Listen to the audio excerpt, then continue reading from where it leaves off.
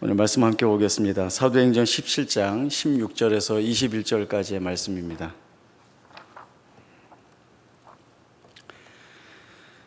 사도행전 17장 16절에서 21절까지의 말씀 보겠습니다.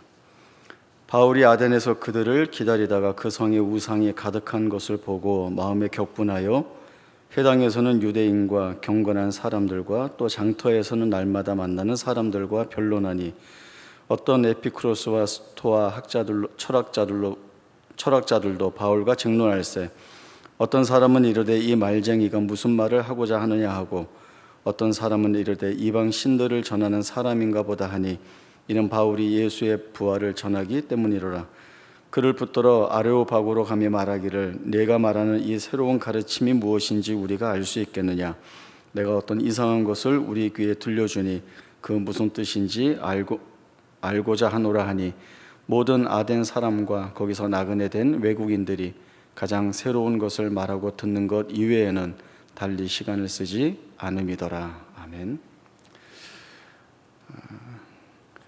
2차 전도 여행은 바울과 실라가 시작을 하지만 중간에 누가와 디모데가 합류하면서 본격적인 2차 전도 여행은 이 4명으로 구성된 팀으로 처음에 움직였습니다. 제일 먼저 사역한 곳이 빌립보인데 나중에 빌립보에서 쫓겨나올 때에 그곳에 바울은 누가를 남겨두게 됩니다. 루디아를 중심으로 해서 그 가정에서 교회가 세워지는데 아무래도 어려움이 있을 것 같아 누가를 그곳에 남겨두고 교회가 세워지는 일에 도움을 주도록 한 것 같습니다. 그리고 데살로니가로 넘어와서는 또 사역을 하다가 데살로니가에서 쫓겨나 나오면서는 디모데를 그곳에 남겨두게 됩니다. 아마 디모데도 같은 이유로 데살로니가에 남겨둔 것으로 보여집니다. 그리고 베레아를 거치고 또 베레아에서 아덴으로 갈 때에는 데살로니가에서 내려온 디모데와 실라를 베레아에 남겨두고 이 아덴에는 바울이 이제 홀로 들어오게 됩니다. 바울이 이렇게 한 도시를 떠날 때마다 그냥 나오지 않고 그곳에 남아있는 성도들, 형제들의 안위를 염려하고 또 그들을 중심으로 세워지는 교회를 위해서 사역자를 두고 나옵니다. 어떻게 보면 어떤 복음의 결실이 좋아서 좋은 분위기 가운데서 나오는 것이 아니기 때문에 사실은 대단히 위급한 상황에서 방해와 핍박을 나오는 상황이라 누구를 남겨놓는다라고 하는 것도 어떻게 보면 쉬운 일이 아닙니다. 그러나 남겨두는 바울이나 또 그곳에 남는 사람들이나 모두에게 있는 그 마음의 생각은 아무리 이곳에서 우리가 핍박을 받고 시련을 겪음으로 인하여서 위급한 가운데 처한다 해도 이곳에서 하나님이 맡기시는 일이 있을 때에는 우리가 그 일을 목숨을 걸고 감당한다라고 하는 마음이 분명히 있었기 때문에 그렇게 일들을 진행해 온 줄로 압니다. 아덴이라고 하는 도시는 지금의 그리스 아테네입니다. 아덴은 기원전 5세기만 하더라도 정치, 문화, 경제 또 예술 부분에서 아주 찬란한 업적을 많이 누리고 있었던 도시입니다. 지금은 그 찬란했던 영광이 많이 무너지고 어떻게 보면 예전과 비교해서는 정말 비교할 수 없을 정도로 열악한 가운데 있지만 그러나 아덴에 머물고 있는 사람들은 그 옛날에 남아있던 그 유물과 또 그 시대가 지니고 있었던 자랑거리들로 인하여서 굉장한 자부심을 가지고 그 도시에서 살고 있었습니다. 아덴 사람들은 여전히 학문과 예술에 대한 뜨거운 열정을 지니고 살아가고 있었던 것입니다. 이 아덴에는 대단히 많은 우상들을 섬기는 신전들이 있었습니다. 물론 다른 도시에도 우상들을 많이 섬기고 있었던 것이 그 시대의 분위기이지만 아덴에는 유독 많은 우상들과 또 그 우상들을 섬기기 위한 제단이 있는 신전들이 굉장히 큰 건물로 여럿 많이 지어져 있었습니다. 아덴 사람들은 자신들이 최고의 지혜와 지식을 소유하고 있고 또 최상의 학식과 학문을 지향하고 있다라고 하는 이러한 자랑을 가지고 있고 또 자신들 속에 들어와 있는 신과 합일한다, 또 신과 동행한다라고 하는 차원에서의 자랑들이 이 아덴 사람들의 삶에는 사실은 거의 광기에 가까운 정도로 집착되어 있었던 그러한 때였습니다. 바울이 이야기하는 것에서 보고 있듯이 우상을 섬기는 것 외에도 알지 못하는 신에게라는 제단까지 만들어 놓고 섬기고 있는 모습을 보면서 그들이 얼마나 이 우상에 집착을 하는가 볼 수 있습니다. 자기들이 알고 있는 우상들은 자기들이 다 섬길 수 있죠. 그러나 혹시 자기들이 알지 못하여서 놓치는 신이 자신들에게 진노하여서 벌을 내릴까 봐 그 신의 마음을 풀어주기 위해서 이렇게 알지 못하는 신에게까지라고 하는 제단을 만들어서 섬기고 있었습니다. 아덴 도시에 가득한 우상과 신전들을 본 바울은 격분합니다. 누가가 바울이 격분했다라고 하는 표현을 쓰는데 물론 그 성경 곳곳에 나타나는 그 바울에 관한 내용들을 보면 바울이 굉장히 그 다혈질이었던 사람인 것은 분명해 보입니다. 그러나 지금까지는 이러한 감정에 관련된 내용들이 별로 나오지 않았었는데 이 자리에서만큼은 유독 누가가 바울이 격분하였다, 그리고 그가 회당이나 또 장터에서 만나는 사람들과 변론을 하고 또 철학자들과는 쟁론을 하였다라고 하는 좀 격한 단어들을 골라서 쓰고 있습니다. 이러한 내용들은 바울이 하나님이 아닌 우상을 만들어 섬기는 자들, 그러면서도 그것이 자신들이 가지고 있는 최고의 철학이고 지혜이고 학문이라고 하는 사실들을 놓치지 않고 있는 이 아덴 사람들을 향한 마음이라는 생각이 듭니다. 이 바울이 이 복음을 전하고 또 그에 관한 내용들은 이 아덴 사람들에게는 새로운 가르침에 대한 욕구를 건드렸습니다. 이들은 어떤 새로운 지식, 새로운 가르침이 있으면 그것이 무엇인가 들어보고 그 주제를 가지고 변론하고 쟁론하면서 자신들의 지식의 폭을 넓혀나가는 것을 즐거움으로 삼고 있었기 때문에 이렇게 하죠. 이 말쟁이가 무엇을 말하는지 우리가 한번 들어보자. 이 사람이 하고 있는 새로운 가르침이 무엇인지 우리가 한번 들어보자 라고 해서 이 바울을 아레오바고라고 하는 곳으로 데려갑니다. 이 아레오바고는 좀 그 널찍한 장소이기도 하고 또 평소에는 그 도시에서 있는 공공재판을 행하는 자리이기도 합니다. 저도 그리스에 갔을 때 이 아레오바고에 가봤는데요. 거기 가보니까 바울이 서서 이야기한 곳이라고 하는 그 표시가 되어 있었습니다. 그래서 거기에 서서 제가 기도했죠. 하나님, 바울처럼 되게 해주세요. 아마 그 기도를 제가 하고는 저도 스스로 그 바울이 유명한 것, 그 바울이 능력이 많았던 것, 그걸 내가 염두에 두고 이렇게 무의식적으로 기도한 것이 아닌가 싶어서 하나님, 바울처럼 되게 해주세요 라고 했다가 다시 기도를 바꿨습니다. 바울처럼 쓰임받게 해주세요, 이렇게 기도를 바꾼 생각이 납니다. 바울이 맨 처음에 서서 이야기한 것이 무엇인가 하면 아덴 사람들아 너희를 보니 범사의 종교성이 많도다라고 하는 이야기를 합니다. 이것은 어떤 그들의 입장이나 그들의 처해 있는 상황을 있는 그대로 이렇게 이야기하면서 받아주는 내용이 아니라 너희가 이렇게 우상들을 많이 섬기고 있는 이 모습이 참으로 안타깝다라고 하는, 바울로서는 탄식할 만한 그러한 의미로 전해지고 있고요. 다음에 너희가 알지 못하는 신에게까지 제단을 만들어서 섬기는데 그 너희가 알지 못하는 신이 누구인지 내가 너희에게 가르쳐 주겠다, 이렇게 하고는 사도행전 저희 본문이었던 17장 22절 그 이후에는 그 아덴 사람들을 향한 복음 메시지가 전해지게 됩니다.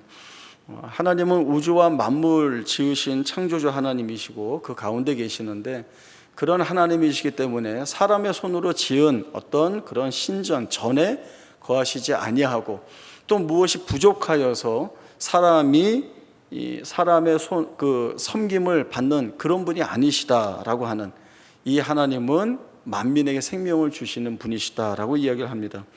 그리고 하나님은 연대를 정하시고 거주의 경계를 한정하시는 분이신데, 이 말은 하나님은 세상을 창조해 놓고 이 내용은 그 시대 사람들이 신에 대한 이해를 가지고 있는 것, 신이 세상을 만들어 놓고 너희끼리 알아서 해라, 관심 없어 하고 멀리 떨어져 있는 신으로 이해를 하고 있지만, 그러나 이 하나님, 연대를 정하시고 거주의 경계를 한정하시는 이 하나님은 창조해 두고 구경꾼이나 아니면은 아무런 관심도 없는 그런 하나님으로 멀리 떨어져 계신 분이 아니라 너희의 역사에 찾아 들어오시고 너희의 삶을 하나님의 가지고 계시는 목적과 뜻대로 섭리하시는 하나님이시다라는 이야기를 합니다.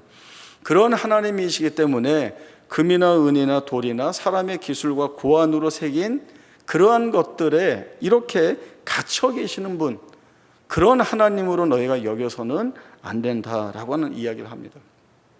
그리고 이제 이어서 예수 그리스도에 관한 이야기를 하는데, 하나님께서 정하신 사람으로 심판한 나를 작정하셨고 그가 하나님의 아들이시고 심판자이신 예수이신데, 이 예수가 이 세상의 심판주이심을 그가 죽음 가운데서 다시 살아나신 것으로 믿음의 증거로 삼으셨다라고 하는 이 복음 메시지를 이 바울이 전하게 됩니다.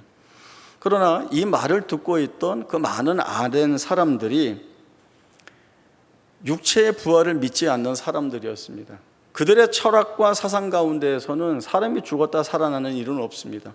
더군다나 육체를 악한 것으로 여기고 있던 자들이었기 때문에 육체가 다시 살아난다, 부활한다 라고 하는 것은 처음부터 끝까지 생각에 없는 내용들입니다. 그러나 바울이 예수님의 죽음과 부활을 이야기하자 이 가르침은 아무것도 아니구나 라고 하는 생각을 하고, 세상에 그런 게 어딨어 라고 하는 식의 조롱을 남기고 다 떠나게 됩니다. 그러나 하나님은 지금까지 그래 오셨듯이 그 가운데에서도 믿는 자들을 주셨습니다. 누가가 정확히 기록합니다. 34절에 뭐라고 말씀하는가 하면, 몇 사람이 그를 가까이하여 믿으니 그 중에는 아레오바고 갈리 디오누시오와 다말이라 하는 여자와 또 다른 사람들도 있었더라, 이렇게 이야기를 합니다. 누가가 사실 몇 사람이 되지는 않지만 이렇게 적은 무리의 사람들이 그래도 바울의 복음을 듣고 믿었다라고 하는 이 이야기는 우리가 볼 때 별로 소득이 없어 보이는 것 같은 이 상황 속에서도 하나님은 작정하여 부르신 자들을 부르시고 세워주신다라고 하는 이 분명한 사실을 적극적으로 드러내고 있는 것입니다. 우상이 가득하고 그 우상을 섬기는 신전이 가득한 이 도시에서도 하나님이 부르시는 영혼들이 있다는 것, 이들이 그때까지는 복음을 알지 못하여 마치 버려진 것처럼 있었지만 이제 그들의 심령을 열고 복음이 들어가 결실케 하시는 은혜가 있다라고 하는 사실을 보여주고 있습니다. 모두가 바울을 조롱하고 떠납니다. 그러나 이들이 바울을 가까이 합니다. 우리 개역 개정 이전에 성경에 보면 이들이 바울과 친하였다 이렇게 설명이 되어지는데, 헬라어 원문으로는 콜레텐데스라고 하는 말입니다. 이게 어떤 말인가 하면 밀착하다, 달라붙다, 이런 말이거든요. 그래서 제가 이 말을 이렇게 듣다 보니까 콜레스테롤이 여기에서 나온 건가? 라고 하는 생각이 들었습니다. 그래서 나중에 설교 끝나고 의사 선생님께 좀 물어봐야 되겠다 하다가 궁금점을 참지 못해서 한번 찾아봤습니다. 콜레스테롤이 어원했더니 전혀 아니더라고요. 그래서 다음부터는 얄팍한 생각으로 아무 얘기나 하지 말자 이렇게 생각을 했습니다. 이들의 마음이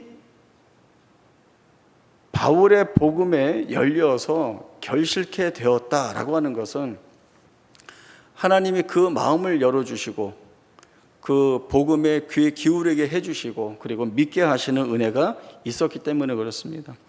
하나님은 이 아레오바고 관리 디오누시오라고 하는 이 사람, 이제 관리라고 표현됐는데, 앞서도 말씀드렸듯이 아레오바고는 공공재판이 있는 곳이기 때문에 재판관들이 결성이 되어 있습니다. 그 중에 한 사람이 바로 이 디오누시오입니다. 그리고 다말이라고 하는 여자에 대해서는 학자들의 여러 견해가 있기 때문에 명확한 증거가 없기 때문에 그냥 이런 다말이라고 하는 여자, 또 그 외의 사람들이 복음을 듣고 믿었다 이렇게 아시면 되겠습니다. 어떻게 보면 그 큰 도시에 바울이 사역을 하고 그리고 그 사역의 결과가 많은 사람이 아니라 몇 사람 되지 않는 사람들이 믿었다라고 하는 내용은 그렇게 자랑스럽게 부각될 만한 일은 아니지 않는가라는 생각을 할 수가 있습니다. 이왕이면 도시 전체가 회개하고 그리고 온 도시가 우상들을 다 무너뜨리고 하나님께 돌아온 놀라운 기적 같은 일이 더 있다면, 요즘 말로 하면 그 아덴이 이제는 우상의 도시가 아니라 성시화되는 그런 일들이 있으면 더 좋지 않았을까라고 하는 생각을 해봅니다. 그러나 그렇게 생각하는 것은 순전히 우리가 가지고 있는 이분법적 사고 때문에 그렇습니다. 모 아니면 도, 흙 아니면 백, 좋은 것이라고 한다면 반드시 좋은 결실이 있어야 한다는 것이고, 그렇지 않으면 실패한 것이라고 하는 우리의 편협한 생각 안에서 하는 생각들입니다. 하나님이 하시는 일들이 어떤 것인가 라고 생각해 볼 때에, 무에서 유를 창조하시고 말씀으로 세상을 창조하시고 죽은 자를 살리시고 하나님이 가지고 계신 그 지혜가 무한하고 충만하고 영광된 일들인데, 우리가 생각하고 판단하는 틀 안에 이 하나님이 하시는 일들을 가두어 놓고 이러면 좋은 것이고 이러면 나쁜 것이다 라고 하는 것은 우리가 지니고 있는 믿음에 관한 본질이나 또 우리가 붙들고 있는 신앙이 무엇을 붙들고 있는지, 무엇을 향하고 있는지에 대한 고민들을 다시 해봐야 될 질문으로 생각이 됩니다. 우리가 모든 성경에서 확인하듯이 하나님은 우리가 전혀 생각하지 못했던 곳에서 하나님의 일하심을 선명하게 드러내 보이시고 또 그 일들을 통하여서 하나님이 행하시는 일들이 옳다라고 하는 사실들을 우리에게 보여줍니다. 많이 아시고 계시는 분들도 계시겠지만 2007년에 터키에서 독일 선교사님 그 순교 사건이 있었습니다. 2007년 4월 18일 터키의 동부도시 말라티아라고 하는 곳인데, 여기에 독일 선교사이신 틸만 선교사님이 운영하는 기독교 서적 출판사가 있었습니다. 여기에 5명의 무슬림 청년들이 급습을 하게 되죠. 침입해 들어옵니다. 이들은 금품을 노리고 들어왔다가 발각이 되어서 우발적으로 살인을 저지른 것이 아니라 이 기독 서적 출판사에서 기독교 관련 책들을 만들어내고 또 복음 전도 사역을 하고 있다는 것을 알아서 이 사람들을 처단해야 되겠다라고 하는 생각하에 오래전부터 치밀하게 준비하고 들어온 것입니다. 틸만 독일 선교사님하고 또 현지에서 개종한 그리스도인 2명이 있습니다. 이 세 사람을 몇 시간 동안 결박해 놓고는 잔인하게 고문을 하고 나중에는 죽였습니다. 이 일이 그 당시에도 터키 내에서 굉장히 큰 반항을 일으킨 사건이었습니다. 많은 방송국에서 경쟁적으로 보도를 하고 이 사건이 왜 일어났는지, 어떤 피해가 있었는지, 또 이들은 무엇 때문에 그런 일들을 했는지, 이 사건뿐만 아니라 나중에 이 범인들이 재판받는 과정까지도 굉장히 오랫동안, 그리고 또 선교사님과 그 현지 개종 기독교인들의 장례까지도 다 이렇게 취재하는 그런 일들이 있었습니다. 그 독일 틸만 선교사님의 부인이 이제 수산나 선교사님인데, 이분이 방송 인터뷰에서 뭐라고 말씀을 하셨는가 하면 이 일들을 벌인 청년들을 용서합니다, 이렇게 이야기를 합니다. 그들은 자기들이 무슨 일을 한 줄 모르고 했기 때문에 그렇습니다. 주님이 십자가에서 하신 말씀을 그대로 자신의 고백으로 삼아서 이야기를 하고 있습니다. 터키 사람들이 독일에 와서 무슬림으로 사는 것처럼 우리도 이 터키에서 기독교인으로 살기를 원했습니다. 그리고 내가 지금 믿는 것은 하나님께서 이 선교사의 죽음을 결코 헛된 것으로 만들지 않을 것이고, 그리고 이들의 죽음이 터키와 말라티아의 새로운 복음의 시작이 될 것이라 믿습니다 라고 이야기를 했습니다. 독일 선교사님과 함께 순교한 현지 기독교인 2사람은 사실 그쪽 교회를 맡고 있는 지도자이기도 하고 굉장히 열심히 사역을 하시는 분들이었습니다. 네자티 아이든이라고 하는 분하고 우르 육셀이라고 하는 분인데, 이 네자티 아이든이라고 하는 분은 나는 무슬림으로 태어났지만 기독교인으로 죽을 것이다 라고 하는 그러한 말을 했고요. 또 열심히 이 교회를 설립하고 목회 사역을 했던 분입니다. 또 우르 육셀이라고 하는 분은 나는 우리 민족에게 하나님의 참 사랑을 전하다 죽을 것이다 라고 하는 그러한 고백을 가지고 있는 분들이었습니다. 이 사건이 일어났을 때에는 분위기가 굉장히 위축된 것 같았지만, 그러나 오히려 이 사건을 되짚어 보면 터키 안에서의 복음으로 인하여서 개종한 그리스도인들에 대한 내용을 좀 돌아볼 수 있는 기회가 되었습니다. 사실 터키 사람들은 예수를 믿어도 드러내놓고 내가 예수를 믿는다고 말할 수 있는 상황이 되지 않습니다. 이런 잔혹한 범죄에 노출될 수 있기 때문에 그렇죠. 그러나 이 사건이 일어났을 때 많은 터키 내의 그리스도인들이 내가 그리스도인입니다 라고 하는 플랜카드를 써서 들고는 거리를 행진했던 그러한 모습도 나왔었고, 그리고 이 순교 사건이 오히려 복음을 위축시킨 것이 아니라 오히려 확장되는 놀라운 사실들을 보게 했습니다. 복음은 세상의 힘과 능력으로, 그리고 세상의 지식을 그 위력으로 삼지 않습니다. 오히려 복음이 세상의 힘과 능력과 지식을 힘으로 삼는다고 한다면 오히려 변질됩니다. 그런 차원에서 우리는 복음이 무엇이며 또 복음이 무엇을 이루어내는지에 대한 분명한 이해와 인식을 가져야 합니다. 우리가 주의 일을 할 때, 아니 내가 예수 믿는 사람으로 살아가는 일에 있어서 우리가 생각하는 것들이 있습니다. 내가 살아가는 내 삶 속에서 또 내가 관계하는 모든 일 가운데에서 내가 말씀에 순종하고 기도하고 또 주의 일을 감당하고 이루어내기 위해 애쓸 때에 하나님께서 여기에 은혜를 담으셔서 세상이 놀랄 만한 결과들을 부어주시면 얼마나 좋을까라고 하는 생각입니다. 내가 기도하는 일에 즉각적인 응답이 있고 또 내가 많은 사람들 앞에서 예수 믿는 사람인데 이런 복을 누리고 산다라고 하는 것도 막 증언하고 싶고 간증처럼 해주고 싶고,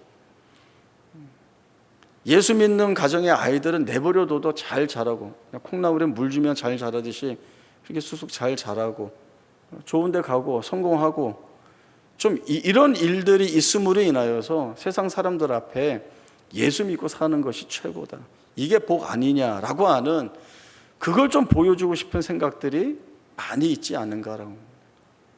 우린 그것을 예수 믿는 이유와 결부시킨다고 한다면 우리는 아직 복음이 무엇인지, 신앙이 무엇인지를 놓치고 있는 것입니다. 우리가 주 안에 있다라고 한다면 우리의 삶에서 일어나는 모든 것들이 하나님께서 그 안에 개입하셔서 뜻을 가지고 계시고, 우리가 알지 못하는 일들로 드러나고 있지만, 그러나 하나님이 이 일을 사용하실 때, 하나님이 이 일을 붙들어 사용하실 때, 어느 시간이 지나든 어떤 상황이 변하든 그 안에서 나중에 하나님이 이것 때문에 이 일을 우리의 삶에 허락하셨구나 라고 하는 사실들을 고백할 수 있게 하신다는 거죠. 당사자인 나는 모르고 지나가도 다른 사람들이 내 삶을 볼 때에 하나님께서 저 사람의 삶을 이렇게 끌어가시는구나, 그것이 우리 모두에게 유익이 되고 은혜가 되는구나, 그렇게 쓰임 받는구나 라고 하는 일들, 내가 하나님이 하시는 이 일에서 어떤 역할을 맡고 있는가, 어떤 직책을 맡고 있는가, 내가 어떠한 모습으로 이 무대 위에서 살아야 하는가라고 하는 부분에 정말 많은 기도와 묵상이 필요합니다. 저희 빌립보서 4장 11절에서 13절 말씀 찾아보겠습니다. 빌립보서 4장 11절에서 13절까지의 말씀, 저희 말씀 한번 같이 읽어보겠습니다. 빌립보서 4장 11절에서 13절입니다. 내가 궁핍함으로 말하는 것이 아니니라. 어떠한 형편에든지 나는 자족하기를 배웠노니 나는 비천에 처할 줄도 알고 풍부에 처할 줄도 알아. 모든 일 곧 배부름과 배고픔과 풍부와 궁핍에도 처할 줄 아는 일체의 비결을 배웠노라. 내게 능력 주시는 자 안에서 내가 모든 것을 할 수 있느니라. 사실 제일 생각나는 것은 13절이죠. 내게 능력 주시는 자에서 내가 모든 것을 다 할 수 있다라고 하는 건데, 그 앞에 보시면 내가 주 안에서 일체의 비결을 배웠다라고 하는 이 부분에 가장 중요한 내용이 담겨 있습니다. 내가 비천에 처할 줄도 알고 풍부에 처할 줄도 안다는 겁니다. 이 말은 내가 가난하게도 살 수 있고 부하게도 살 수 있고, 내가 약할 수도 있고 강할 수도 있고, 하나님이 드러내시는 놀라운 결과 가운데 있을 수도 있고, 아니면 박해받고 핍박을 받아 아무 소득 없이 쫓겨날 수도 있는데, 그러나 여기에 하나님께서 모든 일 가운데 하나님의 일들을 이루어내시는 하나님의 역사가 담겨 있다라고 하는 이 사실을 내가 알기 때문에 내가 어느 자리에서든 내가 모든 것을 할 수 있습니다. 이거는 교만하거나 자만해서 하는 이야기가 아니라, 내가 잘해서가 아니라 내게 능력 주시는 자 안에서. 내게 능력 주시는 자가 누굽니까? 예수이시죠. 그가 어떤 일을 이루신 분입니까? 아덴 사람들이 조롱했던 죽음에서 부활하신 분입니다. 그 부활의 권세와 능력을 우리에게 덮어 우리의 삶 가운데에서 예수 믿는 자가 갖는 자랑과 능력을 드러나게 하라는 거죠. 뭘로 쓰라고요? 세상에서 성공하고 번영하고 복받고 잘 사는 것으로만 쓰여지는 것이 아니라 가장 낮은 자리에서, 가장 아픈 자리에서, 가장 처참한 자리에서도 내게 능력 주시는 자 안에서 내가 모든 것을 할 수 있습니다 라고 하는 고백이 나오도록 하나님이 만드신다는 겁니다. 이것이 오늘 우리가 진정한 복음이 무엇인가에 대한 질문들을 새로이 던져야 합니다. 세상이 왜 교회를 악의적으로 비난하고 비판할까요? 물론 그 가운데에는 그들이 이게 아덴 사람들처럼 알 수 없으면서 조롱하고 멸시하고 비난하는 부분들이 너무나 많습니다. 그럼에도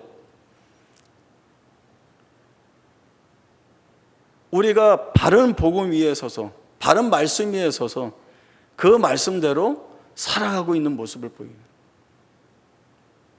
세상 사람들이 볼 때 교회는 자기가 하고 싶은 대로 다 하는 곳인가? 말만 하는 곳인가? 자기들이 말하는 것도 지키지 못하는 것인가?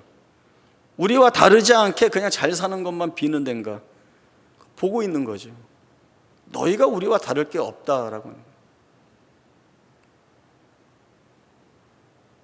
우리가 다 받으면서도 우리가 우리 자신을 돌아볼 때가 되었습니다.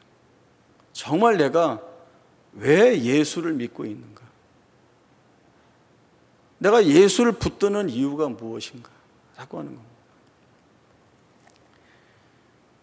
힘이 없고 가난하고 약하고 아파도 기대하는 모든 일들이 되어가지 않고 사방이 막힌 것 같아도, 우겨쌈을 당하여도 일어날 수 없을 것 같은 그런 자리에 있더라도 빛 대신 주께서 찾아오시고 일으켜 주실 것이고, 막힌 굴 같지만 결국은 뚫고 나가게 하시는 은혜가 있을 것이고, 그러기에 이 모든 과정과 여정 속에서 우리는 여전히 우리가 할 수 있는 고백, 내게 능력 주시는 자 안에서 내가 모든 것을 할 수 있습니다 라고 하는 이 고백을 붙들고 살아야 하는 것이죠. 그것이 내가 복음 안에 머물고 있고, 그리고 복음으로 산다는 증거가 됩니다.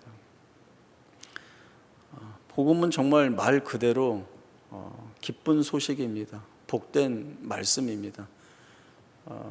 예수가 없으면 살 수 없다라고 하는, 우리가 처음 예수 믿을 때 그 고백되어진 그 감격과 기쁨이 여전히 우리의 마음속에 큰 능력으로 남아 오늘을 살아갈 수 있고 내일을 소망할 수 있게 하는, 그 어떠한 상황과 처지에서도 예수를 바라보고 믿음을 고백할 수 있는 그 자리로 우리를 이끕니다. 이 귀한 믿음의 고백들이 다시 한번 우리의 삶을 오늘 이 말씀으로 돌아볼 수 있기를 바랍니다. 기도하겠습니다. 하나님 아버지, 은혜를 감사합니다. 가는 곳마다 복음에 대한 방해와 핍박과 시련으로 인하여서 단 한 걸음도 제대로 나아갈 수 없는 이 주의 일꾼들이, 그러나 가는 곳마다 하나님께서 미약하나마 드러내 보여주시는 역사들을 온전히 붙들고 그곳에서 찬송하며 담대히 걸어나가는 모습들을 보게 됩니다. 이 귀하고 멋진 믿음의 선진들의 삶의 모습이 복음 안에 있는 모습이었고, 복음을 붙들고 사는 자들의 진정한 아름다운 모습이었습니다. 오늘 우리의 삶과 비추어 우리가 그 복음 안에 살고 있는지, 믿음의 선진들의 귀한 고백을 오늘 우리의 귀한 고백으로 이어받아 살고 있는지 돌아보게 하시고, 여전히 우리 안에 은혜를 부어주시고 담아주시며, 너희는 내 자녀이기에 이 세상에서 복음의 사람으로 살아가라는 말씀을 주시는 그 하나님의 말씀 앞에 나를 겸손히 세우고 오늘도 믿음 있는 고백을 가지고 살 것을 다짐하는 오늘 이 예배의 시간이 되게 하여 주옵소서. 은혜를 주신 것 감사드리고, 또 이 주신 은혜에 믿음의 고백을 담아 하나님께 영광 돌리며 살아가는데 부족하지 않는 복된 생애로 살아갈 수 있도록 우리에게 은혜 위에 은혜를 덧입혀 주옵소서. 감사드리며 거룩하신 예수님의 이름으로 기도하옵나이다. 아멘.